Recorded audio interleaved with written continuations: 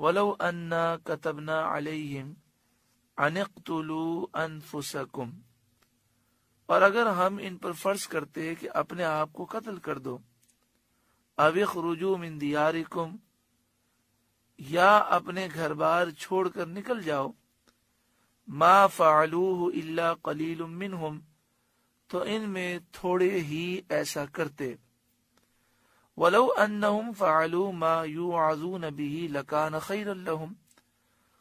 اور اگر وہ کرتے جس بات کی انہیں نصیحت دی جاتی ہے تو اس میں ان کا بھلا تھا، وَأَشَدَّ تَثْبِيتًا، اور ایمان پر خوب جمنا تھا۔ یعنی اگر نبی اکرم صلی اللہ علیہ وآلہ وسلم کی اطاعت و فرمانبرداری وہ کرتے اور مشکل سے مشکل حکم بھی آ جاتا لیکن وہ فرمانبرداری کرتے تو ان کا ایمان اور مضبوط ہو جاتا، اور ایسا کرنا ان کے حق میں اچھا تھا۔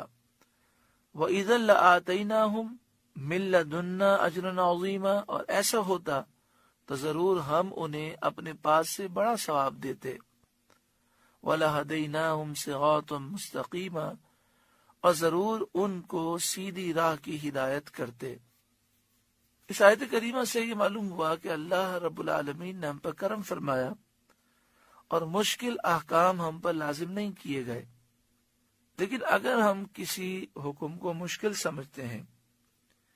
یا کسی حکم پر عمل کرنا دنیاوی اعتبار سے ہم پر مشکل ہو جاتا ہے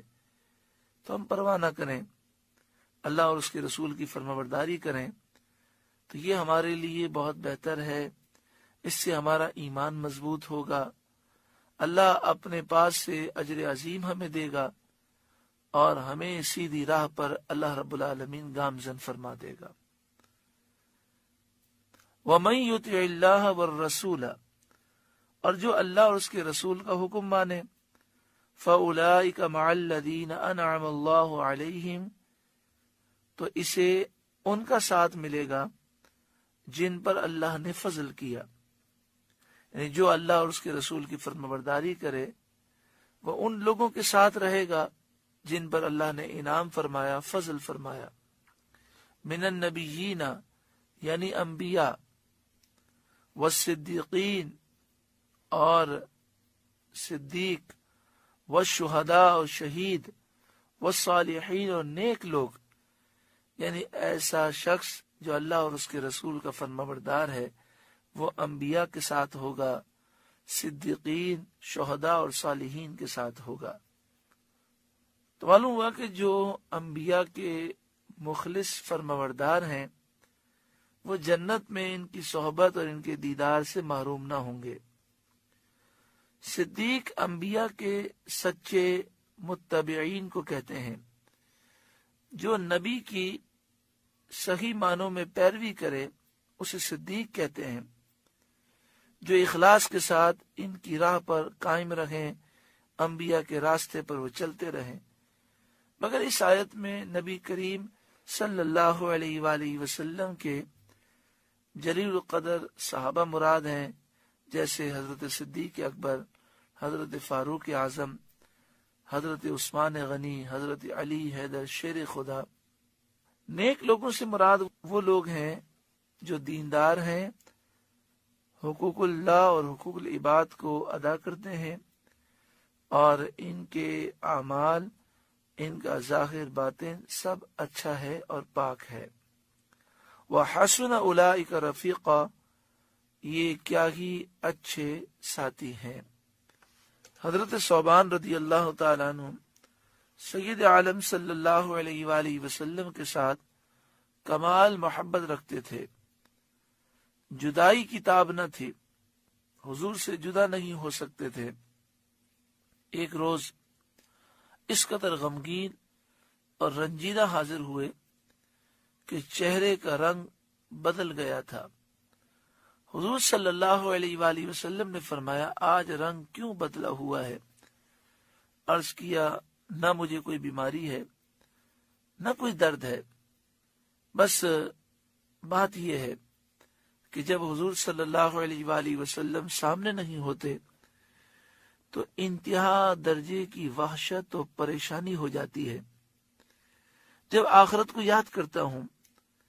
تو یہ اندیشہ ہوتا ہے کہ وہاں میں کس طرح دیدار پا سکوں گا۔ آپ اعلیٰ ترین مقام میں ہوں گے، مجھے اللہ تعالی نے اپنے کرم سے جنت بھی دی، تو اس مقام عالی تک رسائی کہاں؟ اس پر یہ آیت کریمہ نازل ہوئی اور انہیں تسکین دی گئی کہ باوجود منازل کے فرق کے فرمانبرداروں کو معیت کی نعمت سے سرفراز فرمایا جائے گا، یعنی جو رسول اللہ کے فرمانبردار ہیں، حضور سے محبت کرنے والے ہیں، انہیں جنت میں سرکار کا ساتھ نصیب ہوگا۔ بخاری شریف کتاب التفسیر باب قولہ فاولئک مع الذین انعم اللہ علیہم من النبیین، عن عائشہ قالت، حضرت عائشہ صدیقہ رضی اللہ تعالی عنہا سے روایت ہے، آپ نے فرمایا سمعت رسول اللہ صلی اللہ علیہ وسلم یقول، میں نے نبی کریم صلی اللہ علیہ وآلہ وسلم کو فرماتے ہوئے سنا، ما من نبی یمرض الا خیر بین الدنیا والآخرہ، جب بھی کوئی نبی بیمار ہوتے تو انہیں دنیا اور آخرت کے درمیان اختیار دیا جاتا کہ دنیا میں رہنا ہے تو دنیا کو اختیار کر لیں اور آخرت میں رہنا ہے تو آخرت کو اختیار کریں۔ وَكَانَ فِي شَكَوَاهُ الَّذِي قُبِضَ فِيهِ أَخَذَتْهُ بُحَّةٌ شَدِيدَةٌ، آپ فرماتی ہیں کہ نبی اکرم صلی اللہ علیہ وآلہ وسلم اس وقت جب کہ آپ بیمار تھے، علیل تھے، اور وہ مرض آپ کو لاحق ہوا جس میں آپ کا وصال ہوا،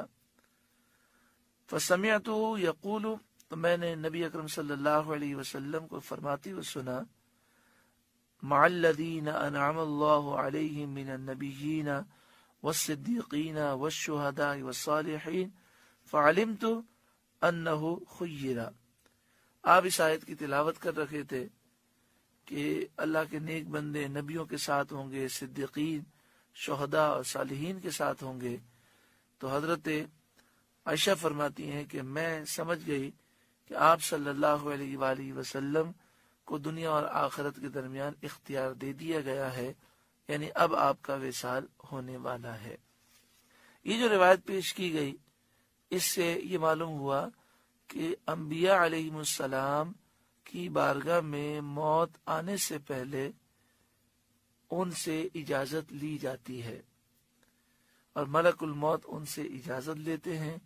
اللہ تبارک و تعالی انہیں اختیار دیتا ہے اور ان کا دنیا سے جانا اپنی مرضی سے ہے، یہ اللہ تعالی نے انہیں اذن دیا ہے اور اللہ تعالی انہیں اختیار دیتا ہے۔ تو معلوم ہوا کہ نبیوں کا دنیا سے جانا وہ اور ہے، عام انسان کا دنیا سے جانا اور ہے۔ انسان دنیا سے جانے میں عام انسان بے بس ہوتا ہے، لیکن نبیوں سے اجازت ملک الموت لیتے ہیں، اللہ تبارک و تعالی کرم فرماتا ہے اور انہیں اذن دیتا ہے کہ وہ دنیا کو اختیار کرنا چاہیں تو اختیار کر لیں دنیا کو، اور مزید رہنا چاہیں تو دنیا میں رہیں، اور آخرت کو اختیار کرنا چاہیں تو آخرت کو اختیار فرما لیں۔ آگے شاد فرمایا وَحَسُنَ أُولَئِكَ رَفِيقًا، اور یہ کیا ہی اچھے ساتھی ہیں، ذَلِكَ الْفَضْلُ مِنَ اللَّهِ، یہ اللہ کا فضل ہے، وَكَفَى بِاللَّهِ عَلِيمًا، اور اللہ کافی ہے جاننے والا۔ الحمدللہ سورۃ النساء کا 9واں رکوع مکمل ہوا۔ دعا فرمائے اللہ رب العالمین اس رکوع کے نور سے روشن منور فرمائے۔ اس رکوع میں سرکار دو عالم صلی اللہ علیہ وسلم کے دربار کا ذکر ہے۔ دعا فرمائے اللہ تعالیٰ بار بار محبوب کریم صلی اللہ علیہ وآلہ وسلم کے دربار کی با ادب مقبول حاضری ہم سب کو نصیب فرمائے، آمین، بجاہ سید المرسلین صلی اللہ علیہ وآلہ وسلم۔